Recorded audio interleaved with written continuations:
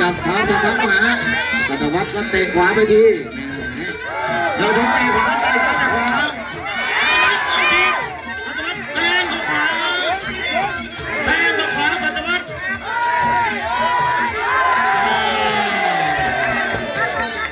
การเยี่ยมมาครับเยี่ยมมาโกศลเตะขวาสัตวัฒน์แทงสุดท้ายยอดโกศลเตะขวาสัตวัฒน์แทงขวา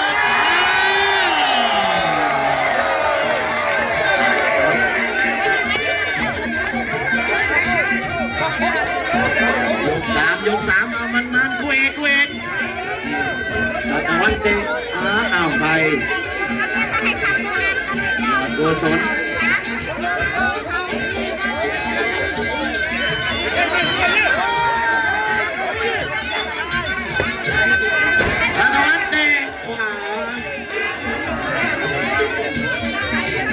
ยอดกุศลเตะซ้าย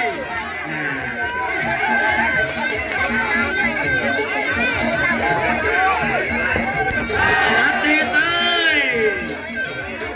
ยกเตะซ้ายไปที่สัตวัฒน์ยอดกุศลเตะซ้ายก่อน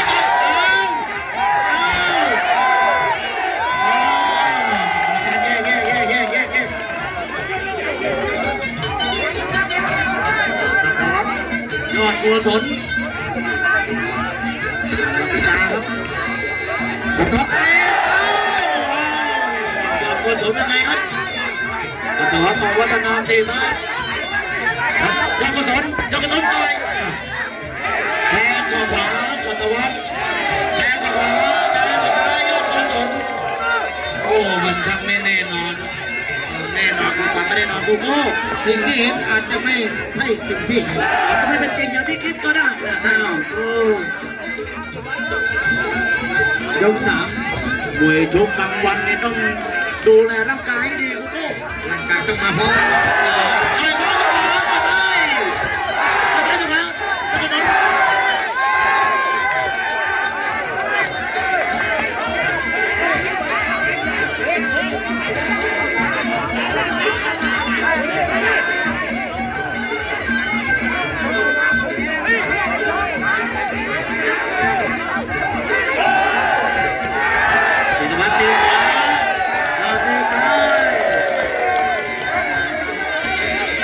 คนการบันทึกภาพสดยกที่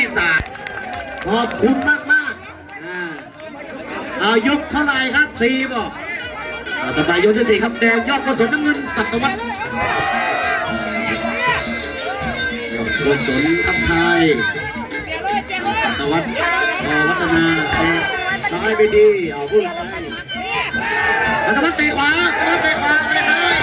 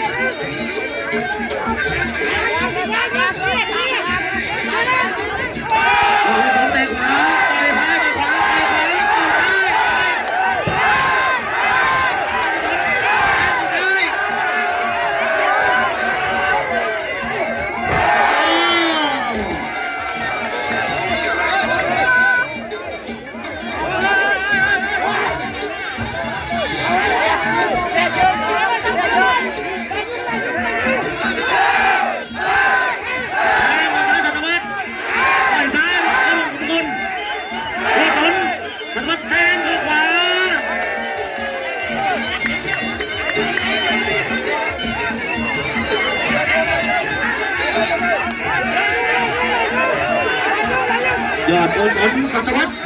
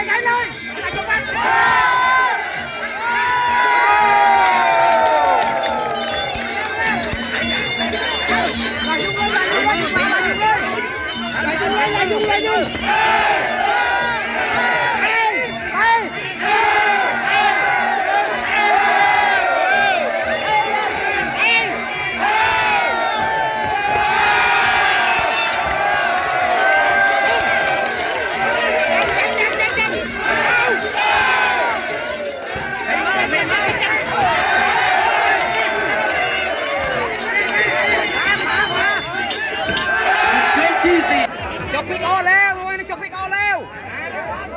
ไอ้ดอกอยู่ที่ไอ้ดอกมันอย่าให้มันใหญ่เลยมันโอ้ย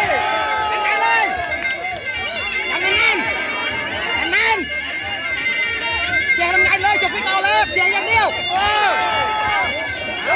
ยกสุดท้ายครับยกสุดท้าย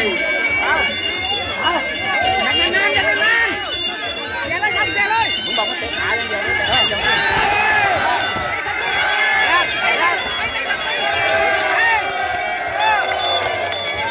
พานาบอกเตะพานา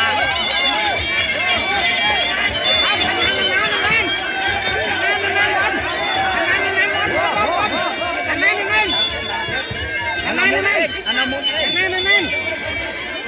ผมตามเทปเฮ้ยวันนี้น้ำพริกย่าง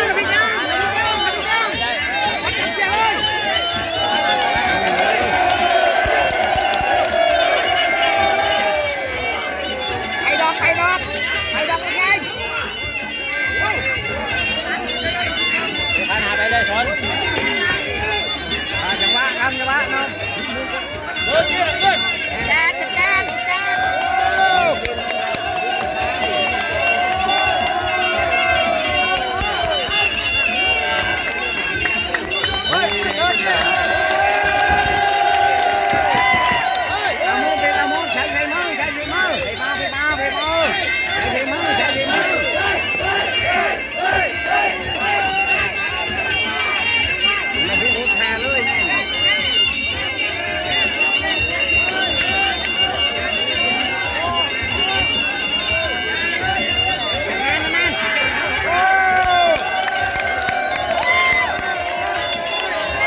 บนยกสุดท้ายครับพี่น้องกรรมการใบที่1ผ่านไปครับใบที่2แล้วก็มาใบที่3ครับจุมือเงินครับ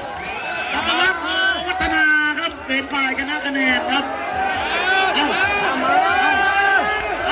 เสมอเอามือคนนี้เสมอครับขออภัยครับขออภัยครับผู้สูงเนียมในขออภัยเนี่ยโบเห็นเลยขออภัยเห็นมือขออภัยเสมอนะพี่น้องเสมอวุ่นวายเสมอครับพี่น้องเสมอผู้สูงสวยงามมากครับสวยงาม